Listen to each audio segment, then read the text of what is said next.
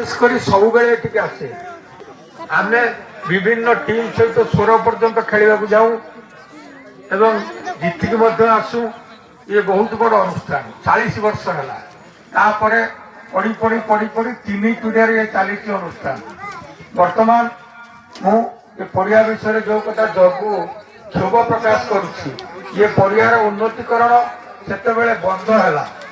ये आम नई बंध कम 2002 आरंभ है अर्जुन परशु नेतृत्व में से एमपी ये थे एमएलए से ये पड़ियारू आम सब माटी धरिकी पुतीलु और रमेश भाई से आमको सहयोग करते।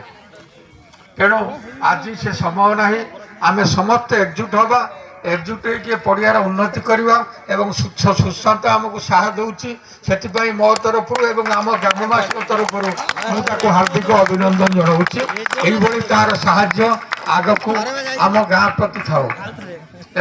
खेल विषय मुझे आज 2टी टीम खेलुले।